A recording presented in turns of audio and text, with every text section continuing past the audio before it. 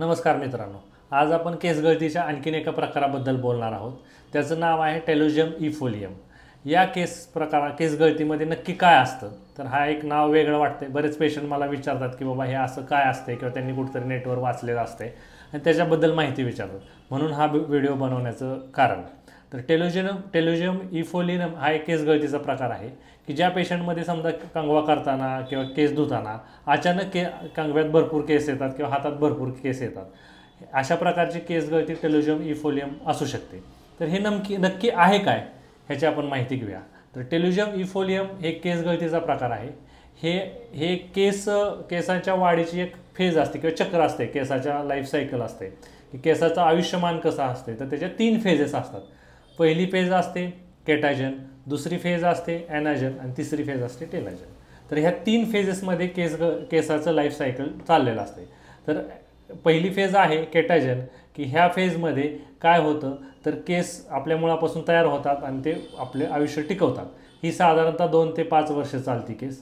70 ते 80% केस आपली ह्या फेजमध्ये असतात. दुसरी फेज असते ॲनाजन. ह्या फेजमध्ये काय असतं की केस आपली हळूहळू ताकद गमवू लागतात आणि ते मृतावस्थेकडे जातात. ह्यामध्ये साधारणतः 10% केस असतात. ही 2 ते 3 महिने चालते. आणि तिसरी फेज असते की टेलोजन फेजमध्ये काय होतं की आपल्या केस मृतावस्थेत व्हायला लागतात आणि ती मुळापासून निघून जातात. म्हणजे वृद्धीची, म्हणजे आपण काय म्हणतो, आपण गळण्याची प्रक्रियेला सुरुवात होतात. तर ह्या आजारामध्ये टेलोजियम इफोलियममध्ये आपल्या केस गळती आहे ती पहिल्या फेजमधनं डायरेक्ट तिसऱ्या फेजमध्ये जाते. म्हणजे केटाजन फेजमधनं डायरेक्ट टेलोजन फेजमध्ये जाते. म्हणजे थोडक्यात समजून सांगायचं असं तर एक केसाचं लाईफ सायकल आपल्या माणसाच्या लाईफ सायकलप्रमाणे धरलं तर लहान मूल, प्रौढ माणूस आणि वृद्ध अशा 3 स्टेजेस धरलं तर ही जी केटाजन फेज आहे ती डायरेक्ट टेलोजन फेजमध्ये जाते. म्हणजे लहान अवस्थेपासून डायरेक्ट वृद्ध अवस्थेमध्ये जाते आणि ती केस गळले जातात. त्यामुळं मधली अवस्था न राहता केस एकदम जास्त गळतात. आणि टेलोजियम इफोलियममध्ये काय होतं की केस अकाली लवकर मृत्यू पावतात. त्याची वेगवेगळी कारणं असू शकतात. मग त्या फेजमध्ये डायरेक्ट 30 ते 40% केस सडनली कॅटाजन फेजमधून टेलिजन फेजमध्ये जातात आणि केस मरले जातात. ह्याला टेलोजियम इफोलियम म्हणतात.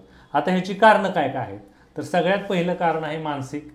ह्या मानसिक कारणामध्ये कुठलाही मानसिक स्ट्रेस, ताणतणाव, डिप्रेशन किंवा घरातल्या एखाद्या व्यक्तीचा मृत्यू असा मनावर आलेल्या ताणामुळं हे केस गळती सुरू होते. तर एक ट्रिगर फॅक्टर होतो. दुसरा आहे शारीरिक कारणं, की कोणाचं ऑपरेशन झालं आहे, कोणाला आजार होऊन गेला आहे, सडनली डेंग्यू झाला आहे, कोविड झाला आहे, ह्याच्यानंतर एखाद्या ॲक्यूट आजारानंतर होणारी केस गळती ही शारीरिक कारणं असतात. तिसरं असतं आहे की जीवनसत्वाची कमतरता. आपण मागं बघितल्याप्रमाणे अ जीवनसत्व, ब जीवनसत्व, ड जीवनसत्व, ई जीवनसत्व किंवा काही प्रोटीन आणि आयर्न, फोलिक ॲसिड याच्या कमतरतेमुळे केस गळती होते. किंवा शरीरात त्याची एकदम सडनली कमतरता जाणवली तरी पण केस गळती होते. पुढचं कारण आहे की बाबा काही औषधं, बरेच प्रकारचे औषधं असतात की त्याच्यामुळं होतं. आणखीन कारण आहे की केसांवर केली जाणारी हार्श ट्रीटमेंट किंवा ओव्हर स्टायलिंग ह्याच्यामुळं पण होतं. किंवा क्रॉनिक आजार, जुनाट आजार जसं की कॅन्सर आहे, किमोथेरपी चालू आहे किंवा PCOD आहे, हार्मोनल चेंजेस आहेत, अशा प्रकारच्या पेशंटमध्ये सुद्धा हा प्रकार दिसून येतो. आता ह्याचे प्रकार किती आहेत, एक तर असते ॲक्यूट आणि दुसरा असते क्रॉनिक. ॲक्यूट हा आजार साधारणतः ॲक्यूट टेलोजियम इफोलियम हा आजार साधारणतः 3 ते 6 महिने टिकतो. तर क्रॉनिक हा आजार 6 महिन्यापासून पेक्षा जास्त पडतो. ॲक्यूट आजारा शरीर आपोआप रिकवर करत जातं, त्याला सप्लिमेंट्स वगैरे किंवा काय प्रॉब्लेम असेल त्याचं कारण शोधून ट्रीटमेंट केली तर लगेच होतं. क्रॉनिक आजार हा क्रॉनिक न्यूट्रिशनल डिफिशियन्सी, म्हणजे काही लेडीजमध्ये बऱ्याच दिवसापासून रक्तच कमी आहे, त्यांचे केस गळतात, किंवा काय कायना थायरॉइड आहे, हायपोथायरॉइडिझम आहे, कॅन्सर आहे किंवा किमोथेरपी चालू आहे, अशा लोकांमध्ये ती फेज जास्त राहते. तर आता हे झालं सगळं, तर ह्याला टेस्ट काय, ह्याला अशी स्पेसिफिक टेस्ट नाही, पण कॉमनली रुटीन ब्लड टेस्ट तुम्ही करू शकता, ज्यामध्ये CBC आहे, आयर्न कमी आहे का, B12 कमी आहे का, D3 कमी आहे का, किंवा कुठली प्रोटीन्स कमी आहेत का, तुम्हाला थायरॉइड आहे का, हे आपण सगळं शोधू शकतो. दुसरं एक साधी सोपी टेस्ट असते की डॉक्टर करून बघतात. त्या टेस्टमध्ये काय केलं जातं की डॉक्टर तुमचे 15 ते 20 केस पकडतात हातामध्ये आणि उपटतात, त्याला हेअर पुलिंग टेस्ट म्हणतात. तर ते केस झटकन निघून आले तर तुम्हाला हा आजार टेलोजियम इफोलियम आजार आहे असं म्हणतात आणि त्याच्यावर ट्रीटमेंट केली जाते. आता ह्याला उपचार काय काय आहेत, तर उपचार परत कारणानुसार उपचार आहेत. पहिलं की जसं तुम्हाला काय ताण असेल तर त्याप्रमाणे तुम्हाला मेडिटेशन, ध्यानधारणा, योगा करून तुमच्या स्ट्रेसपासून तणावमुक्ती करणं. दुसरं एक्झरसाईज करणं. तिसरं जी काही जीवनसत्वांचा तुम्हाला अभाव आहे तो अभाव दूर करून ते सप्लिमेंट्स घेणं.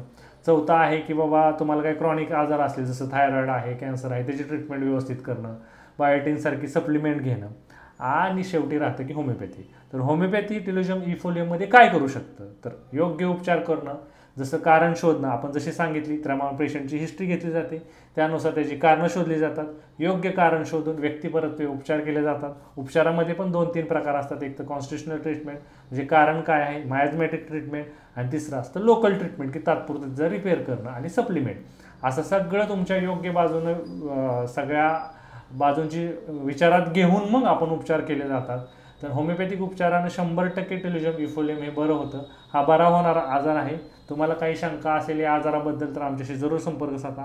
हा आजार बरू शकतो. आम्ही अशा प्रकारचे खूप पेशंट्स बरे केले आहेत. काही वाटलं तर तुम्ही आमच्याशी नक्की संपर्क साधा. धन्यवाद.